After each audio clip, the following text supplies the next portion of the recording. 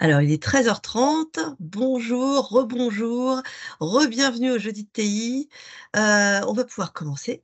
Alors, maintenant que tout le monde, ou presque, est là, merci à tous pour votre participation à ce Jeudi de TI. Aujourd'hui, nous allons vous parler de tournesol et plus particulièrement d'implantation, qui est l'étape cruciale pour mettre toutes les chances de son côté pour réussir sa campagne. Terrinovia s'apprête justement à diffuser un ouvrage dans sa collection des points techniques qui y est consacré. Alors, quels sont les outils et les méthodes pour accompagner les points clés de l'implantation? Quelles sont les règles d'or à respecter? Comment évaluer la réussite de l'implantation grâce à un tableau de bord? Mathieu Abella, ingénieur de développement de Terrinovia à Toulouse et coordinateur de cet ouvrage, nous donne un premier aperçu des recommandations et références rassemblées par Terrinovia dans cet ouvrage. Avant de lui laisser la parole, sachez que ce webinaire sera enregistré. Vous pouvez donc le retrouver sur notre chaîne YouTube en replay. Et pendant la présentation, n'hésitez pas à poser toutes vos questions sur le chat en live. Nous serons ensuite ravis d'y répondre. Mathieu, on vous écoute, c'est à vous. Merci Stéphanie. Oui, en effet, je vais donc vous présenter cet ouvrage qui paraît, tu l'as dit, hein, dans notre collection des points techniques de Terrinovia. Et ce point technique, il s'adresse bien entendu aux producteurs, mais aussi aux conseillers agricoles et finalement à tous ceux que cette thématique, hein, de l'implantation du tournesol intéresse. Et on le reprécisera en fin de présentation, il est d'ores et déjà disponible sur notre site internet. Euh, Avant de s'intéresser au contenu à proprement parler du guide, hein, une première question légitime que vous vous posez peut-être, c'est pourquoi la rédaction et la publication d'un ouvrage consacré à l'implantation du tournesol? Alors, tout d'abord, c'est le premier point, parce que l'implantation, tu l'as dit aussi Stéphanie, c'est une phase clé pour réussir le tournesol et pour obtenir un tournesol robuste. Et les conditions dans lesquelles sont implantés le tournesol vont être déterminantes sur la plupart des composantes du rendement. Et on peut prendre un exemple, hein, qui est l'exemple du peuplement. Pour une culture qui a peu de capacité de compensation, c'est-à-dire que chaque pied compte. Quand un pied de tournesol manque, un autre pied, malheureusement, ne pourra pas prendre sa place. Et le peuplement, c'est une composante du rendement qui découle directement de ce qui se passe pendant la phase d'implantation. Deuxième point, on constate, hein, dans le cadre de nos travaux, oui, avec des groupes d'agriculteurs, que les marges de progrès techniques sont encore aujourd'hui assez importantes et que le fait de réunir dans un seul et même ouvrage un maximum d'informations consacrées à l'implantation nous semblait assez pertinent. Ensuite, même si nous publions et nous communiquons, hein, régulièrement sur les différentes séquences de l'implantation dans nos newsletters, on a produit beaucoup d'articles aussi, on n'avait pas d'ouvrage récent qui globalise en fait nos connaissances et notre expertise sur ce sujet. Et nous avons pensé que cela manquait certainement, donc d'où l'idée de ce point technique. Et puis, ce point technique, je pense que pas mal d'entre vous le savez, hein, on peut dire qu'il a un grand frère, parce qu'en 2019, on a publié un point technique sur l'implantation du colza, qui, je pense, a trouvé son public et qui a permis aussi de proposer des outils nouveaux, comme le tableau de bord colza robuste. Et donc, fort de cette expérience réussie, Terrinovia a mis en œuvre des moyens au cours des derniers mois pour produire un autre point technique dédié à l'implantation, mais cette fois-ci pour le tournesol. Je me permets de conclure cette première diapo en insistant sur le fait que cet ouvrage est le fruit d'un travail collectif. Beaucoup de collègues dans l'Institut ont mis la main à la pâte. Et voilà, je tiens à les remercier très sincèrement ici. Alors, une autre question, parce que c'est un terme que j'ai employé il y a quelques secondes, une autre question que vous vous posez peut-être, c'est, et là on va vraiment rentrer dans le cœur du point technique, c'est un tournesol robuste, qu'est-ce que c'est? Alors, un tournesol robuste, nous le définissons de cette manière chez Terrinovia. Donc, c'est un tournesol qui doit exprimer son potentiel de rendement en étant limité ni par son peuplement, ni par sa surface foliaire. Alors le peuplement, je l'ai brièvement évoqué à l'instant, et c'est la même chose pour l'indice foliaire, hein, c'est-à-dire la surface de feuilles que la culture met en place à l'entrée de la floraison. C'est un critère essentiel pour obtenir des bons résultats sur la culture. Et là aussi, l'implantation, la phase d'implantation joue un rôle très important. Un tournesol robuste, c'est aussi un tournesol qui va valoriser à l'optimum les ressources hydriques estivales. Alors là, je pense qu'on n'a plus besoin de le répéter, on le constate été après été. Ces ressources hydriques estivales, elles sont de plus en plus hétérogènes, de plus en plus contraintes. Dit autrement, donc un tournesol robuste, il ne doit pas être limité par son enracinement et il doit pouvoir aller puiser de l'eau dans le plus grand volume de sol possible. Voilà, donc ça, c'est notre objectif finalement. On a défini là un objectif final. Euh, on a caractérisé le tournesol robuste. Et donc la question maintenant, c'est comment atteindre cet objectif? Par quelle étape intermédiaire, par quelle étape clé faut-il passer pour y parvenir? Donc oui, ces étapes intermédiaires, hein, j'ai déjà utilisé le mot, c'est ce que nous avons appelé des états clés, qui sont des états de la culture décisifs pour obtenir le résultat final. Et tout un chapitre du point technique est consacré à ces états clés. Donc, c'est ce qui apparaît à droite de la diapositive entourée. Donc, toute la première partie du point technique est consacrée à ça. Donc, qu'est-ce qu'on fait dans cette première partie? En fait, on commence par justifier pourquoi, on explique pourquoi ces états clés sont importants pour arriver à produire un tournesol robuste. Ensuite, on développe aussi les conditions nécessaires pour que ces états clés se réalisent. On a appelé ça les conditions de réussite, donc sur lesquelles il est possible d'agir, d'avoir une influence avec les pratiques agricoles. Et troisième point, donc, on fixe également pour chaque état clé l'objectif à atteindre, on chiffre l'objectif à atteindre. Et cet objectif aussi, on propose des méthodes d'évaluation grâce, la plupart du temps, à des observations de terrain pour obtenir des indicateurs précis et évaluer si ces états clés sont atteints ou non.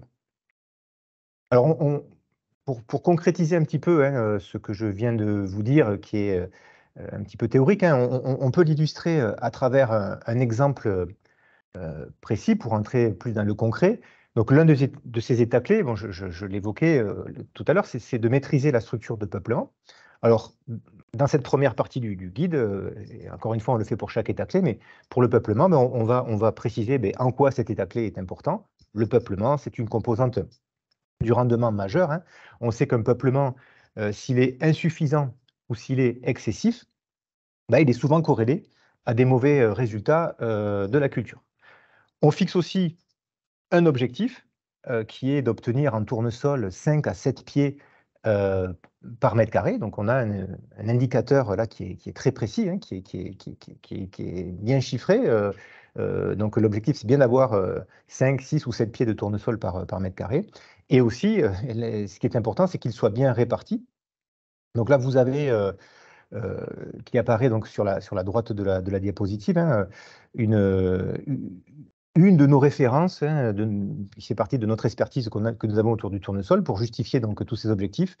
Donc là, c'est la répartition, l'intérêt d'avoir une très bonne répartition des pieds sur le rang. Dans cet exemple, vous voyez, on a 6 pieds sur 1,20 m et on voit que selon la manière dont ces pieds sont répartis sur le rang, eh bien, ça a une influence sur le rendement, avec, dans les plus mauvaises situations, des pertes de rendement qui peuvent aller jusqu'à une trentaine de pourcents.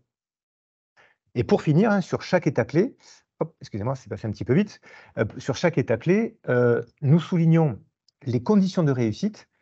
Ici, donc, pour avoir un peuplement optimal, donc, il faut maîtriser les ravageurs de début de cycle.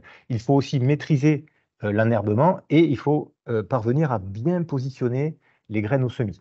Donc, c'est très important hein, de bien préciser ces conditions de réussite, car, encore une fois, les producteurs pourront à travers leurs pratiques, les pratiques qu'ils mettent en œuvre, avoir un impact sur ces conditions de réussite et donc agir sur les états clés. Et voilà, et pour finir, hein, on précise également pour chaque état clé les méthodes d'observation qui permettent d'évaluer si l'état clé a été atteint. Ici, c'est simple puisqu'il s'agit d'un comptage du nombre de pieds et de l'observation aussi de la répartition spatiale de ces pieds une fois que la culture a fini de lever. La première partie du point technique se termine par ce que vous voyez à l'écran, c'est une nouveauté que l'on propose, c'est le tableau de bord tournesol robuste. Alors pour certains, ça doit faire écho au tableau de bord colza robuste, hein, bien sûr. Mais ce tableau de bord, voilà, il est nouveau. Là, on l'a aussi conçu pour notre culture tournesol. Et donc, dans le guide, dans l'architecture un peu de notre point technique, le tableau de bord, c'est le point de bascule entre euh, la partie dans laquelle on a décrit précisément ce à quoi il faut parvenir pour produire un tournesol robuste, que je viens de décrire, et une deuxième partie du point technique qui va être consacrée à comment on fait, c'est-à-dire fournir aux praticiens, aux agriculteurs, aux conseillers, des méthodes, des outils pour les accompagner dans l'obtention d'un tournesol robuste. Alors, le tableau de bord, c'est comme je l'ai dit, un peu le point de bascule dans le point technique, mais c'est aussi un outil en soi. Alors, je vous laisse observer comment il est construit. L'ensemble des états clés, il y en a 7, hein, ils sont représentés avec une couleur euh, jaune foncé, on va dire, un peu marron. Donc, ils sont connectés aux conditions de réussite, hein, comme je viens de l'expliquer, mais ils sont aussi connectés entre eux, avec des relations de cause à effet.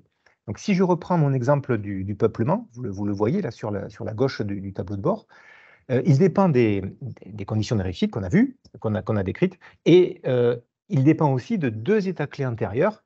Et lui-même, cet état clé-là, il va être lié à un état clé supérieur et tous vont converger vers le résultat final, vers ce qu'on souhaite obtenir, le haut de la pyramide en quelque sorte, qui est le tournesol robuste. Donc cette façon de décrire, hein, le tableau de bord, ben, ça permet quand même de toucher du doigt son mode d'utilisation. À la fin de la campagne, grâce à cet outil, on va pouvoir mieux comprendre les résultats obtenus, on va pouvoir identifier à quel moment, quelles étapes ont éventuellement rencontré un problème. Et fort de cette analyse, euh, qui est une analyse stratégique, on va pouvoir se projeter sur les prochaines campagnes pour ajuster les pratiques qu'on met en œuvre pour tenter d'obtenir les meilleurs résultats.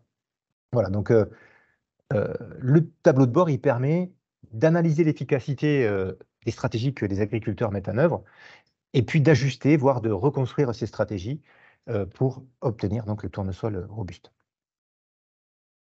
Alors, comme annoncé, hein, on va maintenant basculer vers cette deuxième partie du point technique, qui est consacrée donc aux outils et aux méthodes que Terre Innovia propose aux producteurs, aux agriculteurs et à leurs conseillers pour réussir l'implantation. Et ces outils et méthodes, un peu comme j'ai voulu les schématiser ici, euh, peuvent être classés de façon chronologique en trois grandes séquences. Tout d'abord, la gestion des couverts et la préparation du sol. Donc, on propose des outils et éléments de réflexion pour mettre en œuvre des couverts végétaux, mais aussi pour décider du travail du sol durant l'interculture et pour décider aussi des opérations de préparation de la parcelle en fin d'hiver. Ensuite, deuxième grande séquence, c'est tout ce qui concerne la mise en œuvre du semis, donc positionnement des graines, densité de semis, etc. J'en donnerai quelques exemples tout à l'heure. Et enfin, troisième séquence, il ne faut pas l'oublier, c'est la gestion du début de cycle, les interventions de début de cycle, avec nos règles de décision que vous connaissez sûrement déjà hein, pour la plupart, mais on l'a intégré parce que ça fait partie de cette démarche d'implantation de la culture. Donc, toutes ces règles pour gérer les bioagresseurs et assurer une nutrition optimale de la culture. Alors, on va maintenant préciser ouais, ce que sont un petit peu ces outils. Donc, les lecteurs du guide pourront, du point technique, je vais utiliser le bon terme, les lecteurs du point technique pourront trouver dans ce document tout d'abord des outils qui vont permettre d'anticiper les problématiques. Alors, premier point, c'est vrai pour le tournesol, mais c'est vrai pour toutes les cultures, hein, il est primordial d'évaluer les risques majeurs auxquels le producteur peut faire face sur ses parcelles, au regard de l'historique de la parcelle, euh, oui, essentiellement au regard de l'historique de la parcelle, et en ça, la capitalisation des données ben, pour savoir ben, quelles mauvaises herbes, quelles maladies sont déjà apparues par le passé. Voilà, cette capitalisation, elle est indispensable. Et voilà, Terre Innovia propose pour cela un outil qui existait avant l'apparition de ce point technique, mais qui s'appelle Tour de Plaine, dont vous pourrez retrouver toutes les caractéristiques sur notre site internet. Autre élément à anticiper, c'est d'éventuelles problématiques liées à l'état structural du sol. Donc, dans le point technique, nous proposons plusieurs méthodes de diagnostic de la structure du sol, qui est vraiment le point de départ de la réflexion sur comment amener au tournesol un état structural du sol optimal. Et donc, on propose plusieurs méthodes et on propose aussi une interprétation de ces diagnostics pour aider à décider du travail du sol. Et alors, le but, hein, c'est de faire en sorte que le tournesol puisse trouver une structure ouverte sur les 20-30 premiers centimètres du sol, avec une majorité de mottes qui ne sont pas tassées, avec une absence de lissage, avec une absence de semelle de labour, pardon. Tout ça pour que les pivots du tournesol ils puissent explorer le mieux possible le sol, qu'ils soient le moins possible coudés ou fourchus, et qu'ils atteignent à minima 15 ou même 20 centimètres de profondeur. Dans le point technique, nous fournissons aussi quelques éléments pour construire une stratégie de couverture végétale des sols, c'est-à-dire, voilà, on donne des éléments pour choisir les espèces de couverts à mettre en place, des éléments techniques pour implanter les couverts, pour les détruire, bon, sachant que ce guide n'est pas un guide dédié aux couverts végétaux, et que par contre, nous disposons d'autres outils qui sont plus spécifiquement orientés vers les couverts. Voilà. Par contre, on a souhaité articuler ce point technique avec ces outils-là, donc notamment en faisant un lien vers l'outil Acacia, hein, que vous pouvez retrouver sur notre site internet aussi, parce que voilà, la couverture des sols est intimement liée au tournesol du fait de cette longue interculture avant le tournesol qui permet de mettre en œuvre des couverts et donc de viser tous les bénéfices écosystémiques permis par la couverture des sols. Alors, le point technique, il fournit aussi des outils d'aide à la décision, donc avec des outils qui existent déjà, c'est ce que j'ai voulu symboliser par ce petit cadre en bas à droite, là, qu'on a bien évidemment remobilisé parce qu'ils ont toute leur place et ils sont utiles aussi pour réussir l'implantation. Donc, outils pour gérer les ravageurs, pour contrôler les adventices, pour optimiser la nutrition de la culture.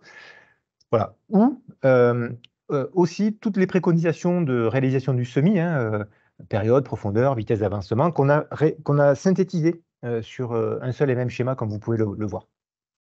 Et en plus de ces outils qui sont déjà connus, hein, qu'on diffuse déjà depuis longtemps pour certains, nous amenons de nouveaux outils, comme ce tableau. Alors, j'ai fait juste apparaître un extrait parce qu'il est un petit peu grand sinon, mais ce tableau, il reprend les préconisations pour réussir la préparation de la parcelle, c'est-à-dire les interventions qui sont menées en fin d'hiver pour obtenir un lit de semences favorable. Donc, un lit de semences qui a une bonne structure avec un mélange de terre fine et de motte, avec une majorité de terre fine quand même, pas trop de résidus, et surtout un lit de semences où on va pouvoir assurer un bon contact terre-graine.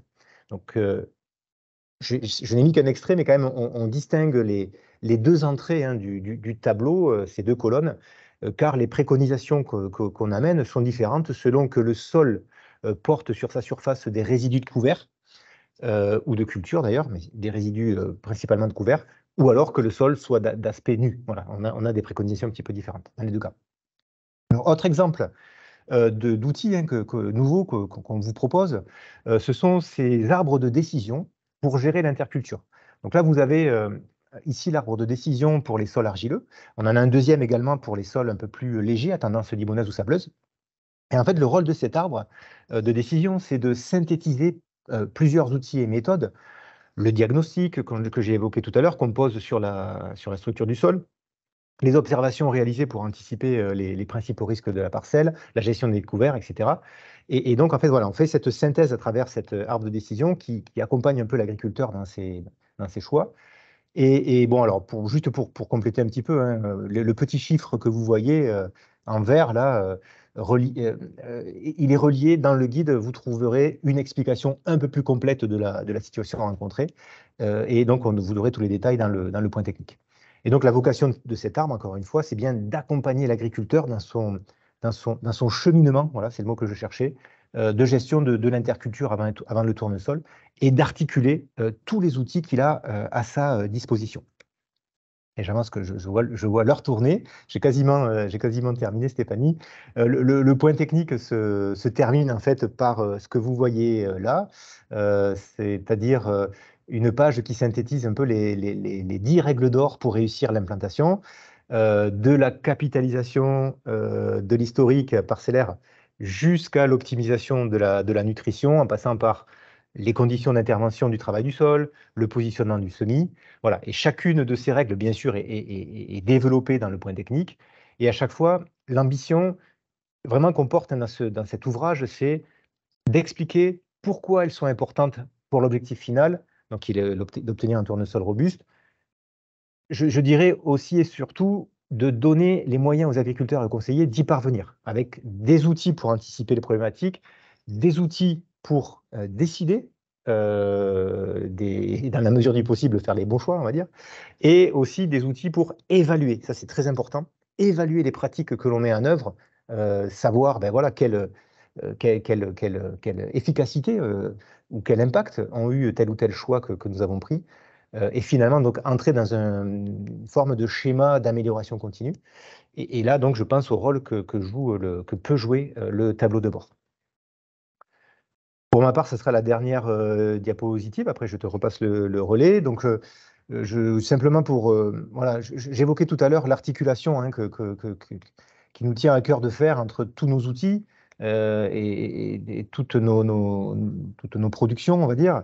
Donc là, le point technique, bien sûr, il est articulé avec tous les autres outils qui accompagnent les producteurs de tournesol. Donc là, vous avez sur ce schéma un peu l'illustration. Euh, on a vraiment le souci de faire en sorte que tout ça soit complémentaire. Donc vous trouvez en haut, bien sûr, notre guide culture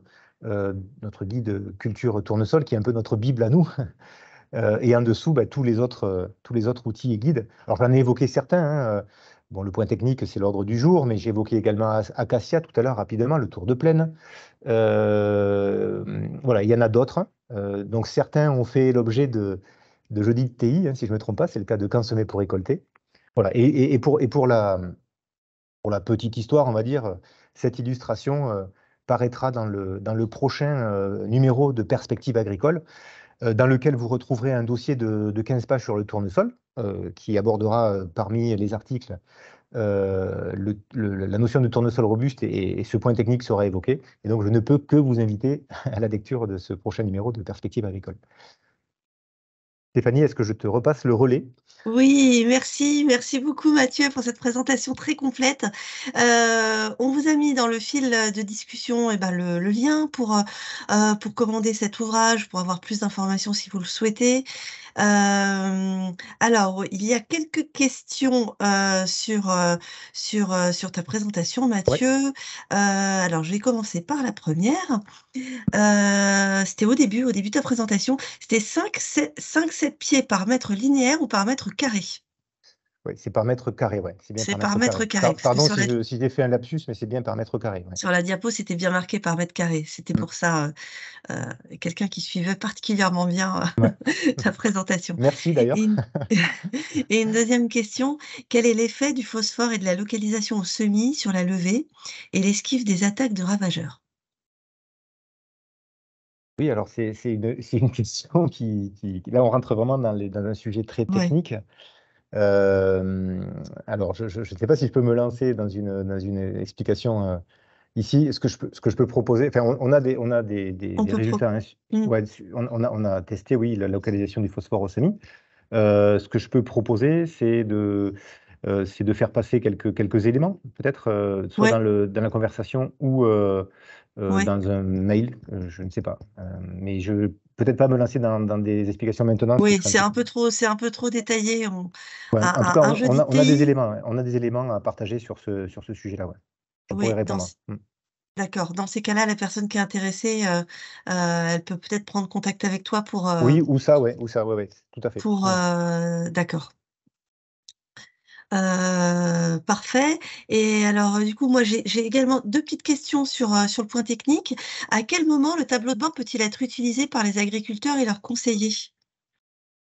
Ouais, alors le tableau de bord, alors son usage, on va dire, principal, c'est de faire cette analyse un peu réflexive en fin de campagne, hein, de pouvoir, avec cet outil qui est euh, assez Mmh. compact, on va dire, qui a un seul visuel permet de récapituler un petit peu la stratégie que l'agriculteur a mis en œuvre pour réussir son tournesol robuste. Ben, ça permet d'identifier voilà, ce qui a plus ou moins bien marché et de tenter de comprendre voilà, pourquoi ça n'a pas bien fonctionné. Et à partir de là, bah, de se poser ces bonnes questions et de se projeter sur les prochaines campagnes pour bah, Mmh. réfléchir à comment faire un petit peu différemment. Donc ça, c'est l'usage un peu principal d'analyse un peu réflexive en fin de campagne. Mais le tableau de bord, il est intéressant aussi pour d'autres usages, hein. Il peut être utilisé ben, pour mettre en place un peu un observatoire, c'est-à-dire que pour le remplir, pour qu'il soit efficace, pour qu'on puisse l'utiliser en fin de campagne, ces tableaux de bord, ben, il faut l'alimenter. Il faut observer certaines choses.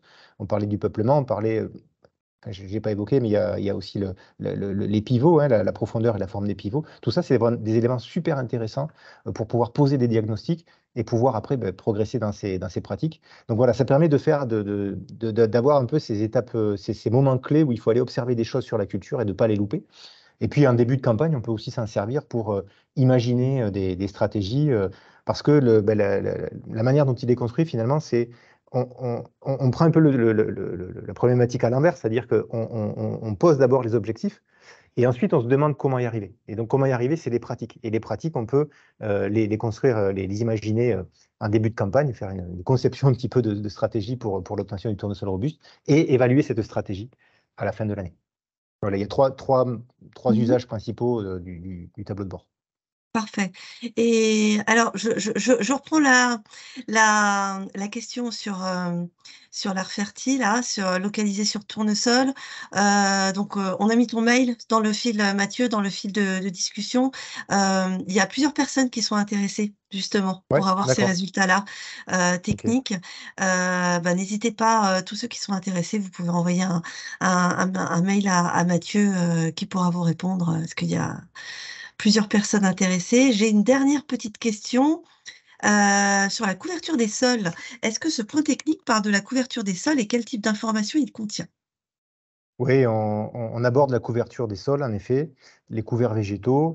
euh, on, on se voyait mal faire autrement, parce Mmh. que les couverts végétaux, comme je l'ai dit tout à l'heure dans la présentation, c'est vraiment une pratique qui est très liée au tournesol, hein, parce que, ben, encore une fois, cette longue interculture qui précède le tournesol permet de mettre en œuvre des couverts. Donc, on apporte quelques éléments directement dans le point technique. On apporte des éléments sur les techniques d'implantation des couverts, sur le choix des espèces, sur les modes de destruction. Voilà. Mais ce n'est pas non plus un point technique couvert.